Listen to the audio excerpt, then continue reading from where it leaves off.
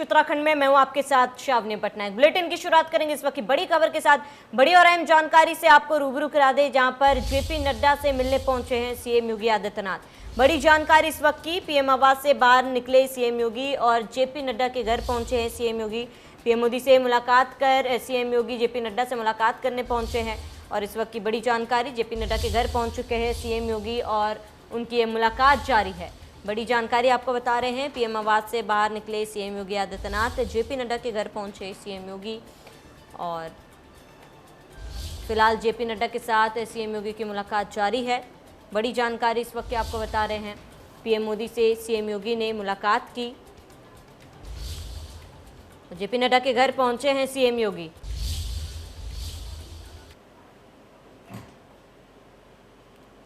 इस वक्त की बड़ी जानकारी आपको बता रहे, जेपी नड्डा के घर पहुंचे सीएम योगी आदित्यनाथ और उनका ये मुलाकात जारी है। पीएम आवास से बाहर निकलकर जेपी नड्डा के घर पहुंचे हैं सीएम।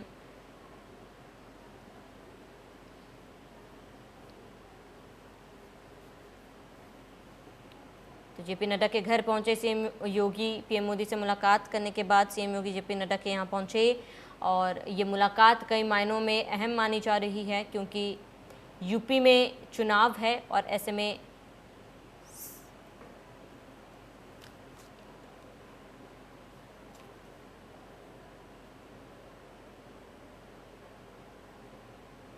तो बड़ी जानकारी इस वक्त की आपको बता रहे, बड़ी और अहम जानकारी से आपको रूबरू करा दें।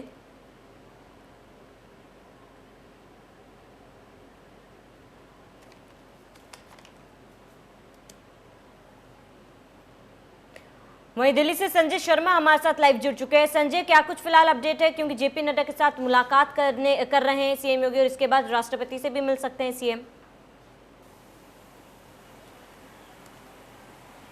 देखिए, योगी आदित्यनाथ ने कल दिल्ली पहुंच करके सबसे पहले मीटिंग की थी केंद्रीय गृह मंत्री अमित शाह के साथ में। लगभग 1.5 घंटे जो उनकी मुलाकात हुई थी अमित शाह के साथ, उस पर पूरी की पूरी रणनीति तैयार हुई है, पूरा की पूरा रोड मैप बना है कि आखिरकार 2022 में उत्तर प्रदेश में बीजेपी को किस तरीके से चुनाव लड़ना है। पूरी रणनीतिकार, सारे की सारी रणनीति जो है अमित शाह बना रहे हैं, क्योंकि अमित शाह को एक कुशल रणनीतिकार माना जाता। पिछला विधानसभा चुनाव भी जिताने में अमित शाह की बहुत बड़ी भूमिका थी। साथ ही साथ 2 लोकसभा चुनाव के प्रभारी रह चुके अमित शाह और इस विधानसभा चुनाव में भी रणनीतिकार की भूमिका उन्हीं की प्रमुख रहेगी। कल उन्होंने अनुप्रिया पटेल से भी मुलाकात की, संजय निषाद से भी मुलाकात की। आज ओम प्रकाश राजभर को दिल्ली बुलाया गया, तो लिहाजा पूरा की पूरा एक बार ब्लूप्रिंट बन चुका है, रोड मैप बन चुका है उत्तर प्रदेश में बीजेपी को किस तरीके से आगे बढ़ना है। आज प्रधानमंत्री नरेंद्र मोदी के साथ जब योगी आदित्यनाथ की मीटिंग हुई थी, उन्होंने प्रधानमंत्री नरेंद्र मोदी को पूरी की पूरी चुनावी तैयारियों के बारे में, रोड मैप के बारे में पूरी जानकारियां दी है। और अब इस समय बीजेपी के राष्ट्रीय अध्यक्ष जेपी नड्डा से मिलने आए हैं योगी आदित्यनाथ, उनको सारी जानकारियां दी जा रही है। साथ ही साथ क्या क्या फेरबदल उत्तर प्रदेश में संभावित है, मंत्रिमंडल में विस्तार को लेकर के, संगठन में फेरबदल को लेकर के, वो भी सारी की सारी डिस्कस यहाँ पर, सारी की सारी बातें आज जेपी नड्डा से भी डिस्कशन में आएंगी। उसके बाद में योगी आदित्यनाथ का राष्ट्रपति, महामहिम राष्ट्रपति रामनाथ कोविंद से मिलने का कार्यक्रम है। रामनाथ कोविंद भी उत्तर प्रदेश से ही आते हैं, दलित नेता हैं, दलितों में उनका अच्छा खासा प्रभाव है। वहाँ पर बीजेपी में थे पहले रामनाथ कोविंद, लिया जाए कटसी काल के नाते योगी आदित्यनाथ उनसे भी मिलने जाएंगे। उसके बाद में फिर योगी आदित्यनाथ वापस लखनऊ जाएंगे और संभावित उनके मंत्रिमंडल विस्तार की अटकलें जो लगाई जा रही हैं, अगले 2-3 दिन में हमको हो सकता है मंत्रिमंडल विस्तार देखने को मिले लखनऊ में।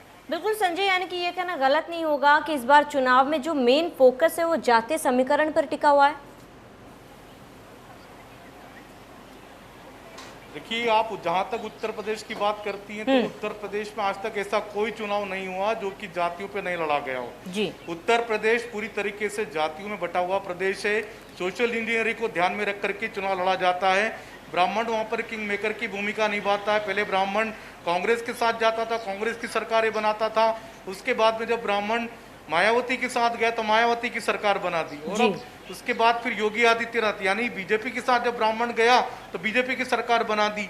जब ब्राह्मणों को सत्ता में हिस्सा पूरा तरह बराबर मिलता न देख करके ब्राह्मणों की नाराजगी दिखी, ब्राह्मणों और पिछड़ा वर्ग नाराज दिखे, तो बीजेपी ने अब उनकी चिंता शुरू की है।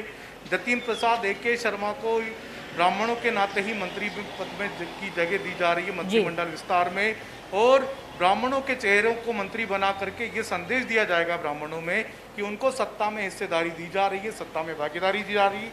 कहीं ना कहीं ब्राह्मणों की नाराजगी दूर करने का प्रयास होगा। छोटी छोटी जातियां, चाहे ओम प्रकाश राजभर की बात करें, चाहे निषाद की बात करें, संजय निषाद की, चाहे अनुप्रिया पटेल की बात करें, लेकिन ये लोग भी उत्तर प्रदेश में 25-25, 30 सीटों पर अपना असर रखते हैं। छोटी छोटी पार्टियां, लेकिन जातिगत समीकरण के लिहाज से, सोशल इंजीनियरिंग के लिहाज से ये सभी छोटे दल भी महत्वपूर्ण है 2022 को में चुनाव जीतने के लिए। बिल्कुल संजय, यानी कि ये कहना गलत नहीं होगा कि चुनाव से पहले पे बीजेपी जो है वो छोटे दलों को साधने की कोशिश कर रही है। देखिए, जब उत्तर प्रदेश का या हम बिहार की बात करें, बिहार में भी जब पूरी तरह से चुनाव जातियों पर होते हैं, जातिगत आधार वहाँ पर बड़ा मजबूत आधार बनता है वोट बैंक का, तो छोटी छोटी जातियों को इकट्ठा करके अपना एक वोट बैंक तैयार किया जाता है, जिसको सोशल इंजीनियरिंग का नाम दिया जाता है। हर चुनाव में ये खेल होता है, सारी पार्टियां करती है, बीजेपी भी ये काम करती है। जी संजय, देखिए क्योंकि ए.के. शर्मा और जितिन प्रसाद जो है वो अपने आप में एक बहुत बड़ा नाम है, तो ऐसे में उनको एक बड़ी जिम्मेदारी भी आगे मिल सकती है, ऐसा कयास लगाया जा रहा है। ऐसे में बीजेपी को कितना फायदा होने वाला है, यूपी चुनाव में कितना फायदा पहुंचने वाला है? देखिए, ब्राह्मण चाहे उत्तर प्रदेश में 12-13% हो, लेकिन वो वोट बैंक में, जहाँ तक समाज की बात करें तो समाज में बड़ा ज़बरदस्त प्रभाव रखते हैं ब्राह्मण, और किंग मेकर की भूमिका निभाता है, यानी कि वोटों को इन्फ्लुएंस करने का काम वहाँ पर ब्राह्मण समाज के लोग करते आए हैं। और ये आज से नहीं, ये शुरुआत से परिपाटी रही है। ब्राह्मण जिसके साथ जाता है उसकी सरकार बनती है। उत्तर प्रदेश में किंग मेकर की भूमिका निभाता है। जतिन प्रसाद, ए.के. शर्मा दोनों ब्राह्मण चेहरे हैं, दोनों को ब्राह्मणों के नाते जगह दे करके कहीं ना कहीं ब्राह्मणों की नाराजगी दूर करने की कोशिश की जा रही है, क्योंकि 2022 के मिशन के लिए ब्राह्मणों की भागीदारी बीजेपी के लिए महत्वपूर्ण है। ब्राह्मणों की नाराजगी कहीं ना कहीं दिखी थी, उनको बनाने की कवायद की जा रही है।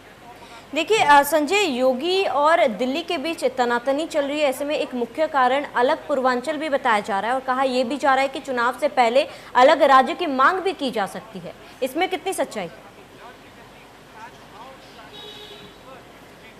देखिए, विधानसभा चुनाव को ज़्यादा समय बचा नहीं, इसलिए ज़्यादा संभावना इस बात की नहीं कि अलग अलग उत्तर प्रदेश के 3 टुकड़े हों, 2 टुकड़े हों, 4 टुकड़े हों। फिलहाल इस बात की संभावना बहुत कम है, क्योंकि विधानसभा चुनाव के लिए बहुत ज़्यादा समय बचा नहीं है। 2022 की शुरुआत में विधानसभा चुनाव होने, जब आप नए प्रदेश क्रिएट करते हैं तो उनके लिए आपको संसाधन भी जुटाने पड़ते हैं, जिसकी अभी इतनी जल्दी कोई संभावना दिखाई नज़र नहीं आती। लिहाजा इस बात की संभावना कम है फिलहाल।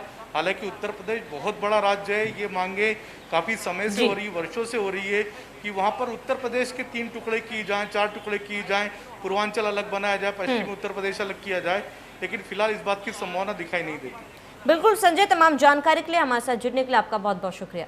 वहीं इसी बीच आपको 2 तस्वीरें दिखा रहे, 2 तस्वीरों में हम आपको दिखाएंगे कि प्रधानमंत्री मोदी से सीएम योगी ने मुलाकात की, और दूसरी तस्वीर गृह मंत्री से सीएम योगी की मुलाकात की। ये तस्वीरें हैं, और लगातार बैठकों का दौर जो है वो जारी है। आज दिल्ली दौरे का दूसरा दिन है सीएम योगी आदित्यनाथ का। ऐसे में करीब 1.5 घंटे तक प्रधानमंत्री मोदी से सीएम योगी आदित्यनाथ ने मुलाकात की, और बीते कल गृह मंत्री से भी मुलाकात की है। फिलहाल जेपी नड्डा के साथ सीएम योगी की मुलाकात जारी है।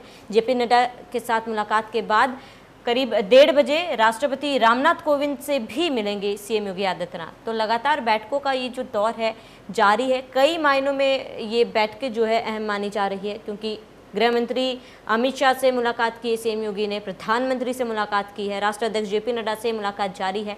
वहीं करीब 1:30 बजे राष्ट्रपति रामनाथ कोविंद से भी सीएम योगी आदित्यनाथ मुलाकात करेंगे। तो कहीं ना कहीं यूपी में सियासी हलचल जो है काफ़ी तेज़ हो गई है। कई कयास लगाए जा रहे हैं, अटकलें लगाए जा रहे हैं, और इसी बीच ये जो बैठकों का दौर है वो लगातार जारी है। तस्वीरें दिखा रहे हैं हम आपको टीवी स्क्रीन पे, ये जो 2 तस्वीरें हैं जहाँ पर प्रधानमंत्री मोदी से करीब 1.5 घंटे तक मुलाकात चली है। वहीं गृह मंत्री अमित शाह से भी सीएम योगी आदित्यनाथ ने मुलाकात की, कई अहम मुद्दों पर बात की गई है। वहीं इसी बीच अटकलें ये लगाया जा रहा है कि कहीं ना कहीं मंत्रिमंडल में भी विस्तार हो सकता है। ऐसे में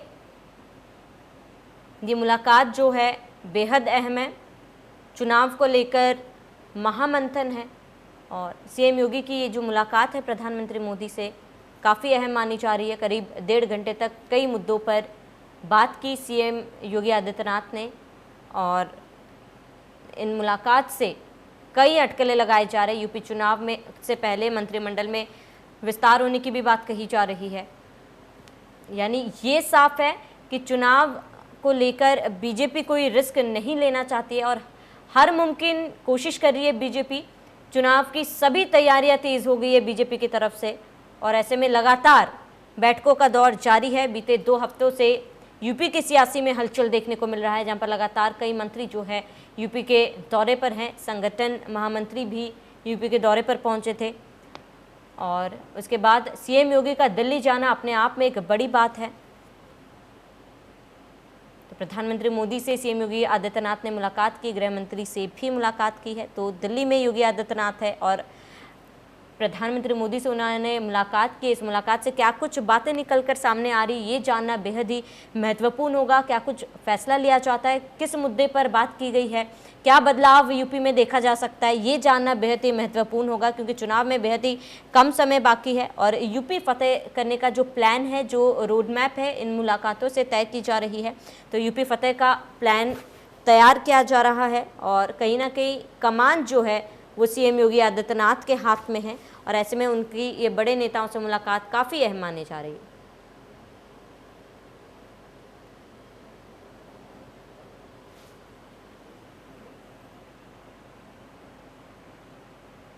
वहीं सुबह सपा के अध्यक्ष ओम प्रकाश राजभर से हमारे संवाददाता ने खास बातचीत की, आइए आपको दिखाते हैं। कभी सहयोगी रहे ओम प्रकाश राजभर आज भले पार्टी से दूर हों लेकिन पार्टी निगाह आज भी उन पर है।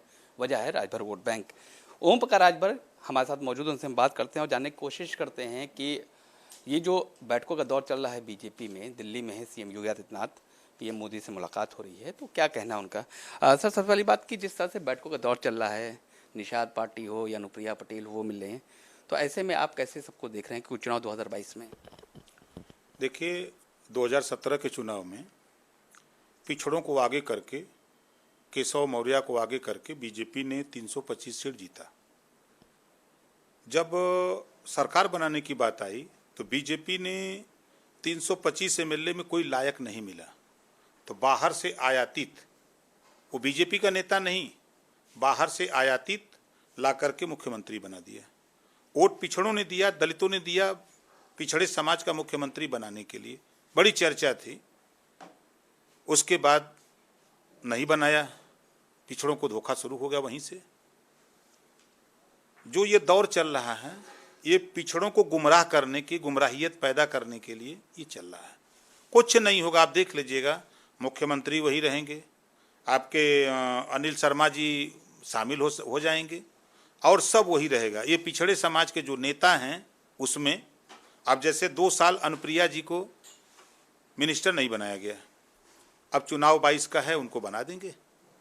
उत्तर प्रदेश में जो उनकी डिमांड होगी कर देंगे और जो सहयोगी दल के लोग हैं उनको भी दे देंगे। जरूरत पड़ेगी तो झुनझुना थमा देंगे।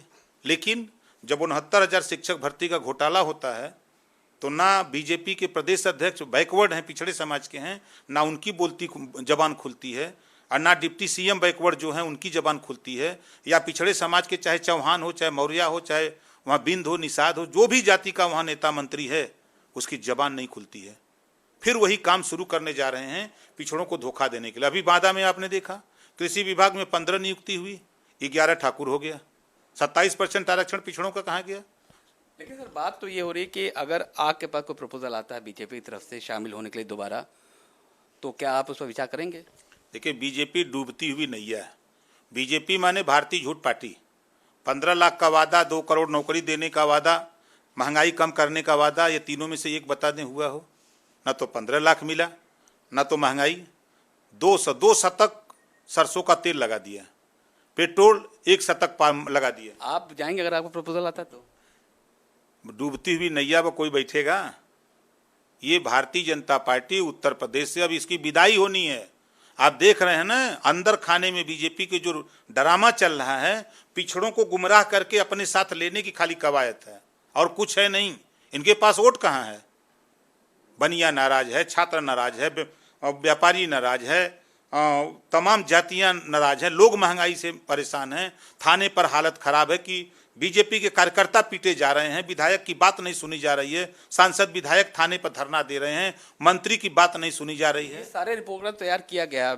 BL संतोष जी यहाँ थे, उसके बाद जो यूपी के बीजेपी प्रभारी हैं राधा मोहन सिंह, वो यहाँ पर आए थे, सबसे बात की थी, मुलाकात की थी, मंत्रियों से भी बात की थी, उनसे पूरा रिपोर्ट कार्ड लेकर गए हैं। तो ऐसे में आप मौजूदा सरकार को कहाँ पाते हैं और क्या लगता है कि जो बैठकों का दौर चल रहा है इसका नतीजा क्या निकल सकता है? कि इसका नतीजा साफ साफ है। जैसे एक ड्रामा पार्टी होती है ना, तो हाई फाई एक ड्रामा है। ये ड्रामा के जैसे पात्र होते हैं ना, उसी तरह ये पात्र हैं। ये पिछड़े दलित को गुमराह करने की कवायद है। ना तो मुख्यमंत्री बदला जाएगा, ना कोई फेरबदल होने वाला है। कुछ पिछड़े समाज के नेताओं को झुंझुना थमा दिया जाएगा। क्या झुंझुना? कोई मंत्री बना देगा, कोई निगम का दे देगा, कोई कुछ दे देगा। इस सरकार में सारे बाकी है ना। आपने देखा लोकसभा चुनाव जब ज्यों नजदीक आया त्यों इन्होंने झुंझुना थमाना शुरू किया। उसी तरह 22 का चुनाव आ रहा है तो महीना 2 महीना में झुंझुना थमा देंगे। अब वो खुश हो जाएंगे, जाके अपने अपने बिरादरी में वो झुंझुना बजाएंगे कि हमको तो झुंझुना मिल गया है, समाज का एकदम सम्मान हो गया। लेकिन 1700 थाने, 75 जिले, 18 कमिश्नरी, 826 ब्लॉक, हिस्सेदारी की बात किसी पिछड़े नेता जो बीजेपी में हैं, किसी पिछड़े नेता की जबान नहीं खुलती है। ये गांधी जी के 3 बंदर बंद करके ये सब बैठे हुए लोग हैं। ये फिर वोट दिलाने के लिए ये ड्रामा हो रहा है। पिछड़ों को गुमराह किया जा रहा है, दलितों को गुमराह किया जा रहा है। यानी कि स्ट्रेटजी बनाई जा रही किस तरीके से 22 को दोबारा जीता जाए भारतीय जनता पार्टी द्वारा। उसका वही मकसद है। सब देखिएगा, पात्र वही होंगे जो 17 के पात्र हैं ना, 22 के भी पात्र वही होंगे। फर्क इतना है कि ड्रामा चल रहा है कि ओम उसमें प्रकाश राजभर कहाँ होंगे?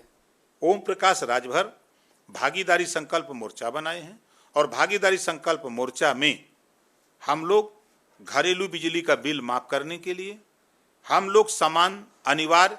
और कोई बात हुई बीजेपी सर आपकी जब से हम छोड़े हैं? अच्छा ये बताइए, जब कोई किसी पत्नी को छोड़ देता है, तलाक हो गया, तो फिर दोबारा रखता है कहाँ? तलाक किसने दिया? आपने दिया है, बीजेपी ने दिया? हमने दिया है। आपने देखा संसदीय कार्य मंत्री सदन में, विधानसभा के अंदर उन्होंने बोला, उन्होंने खुद कहा कि मैंने नहीं छोड़ा है, ओम प्रकाश राजभर ने छोड़ा है। बोला था कि नहीं बोला था? हम इस्तीफा पहले दे दिए थे। इनको वोट लेना था, हमारा गुमराहियत पैदा करके लोकसभा में कि मंत्री हमारे साथ हैं।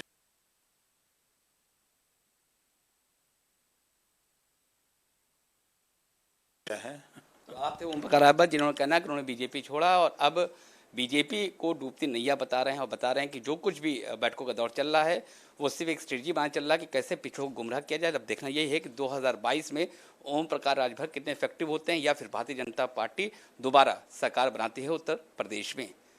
वीडियो जर्नलिस्ट रोहित के साथ खुर्रम निजामी, इंडिया न्यूज़, लखनऊ। और यहाँ रुकेंगे छोटे से ब्रेक के लिए। देखते रहिए इंडिया न्यूज़।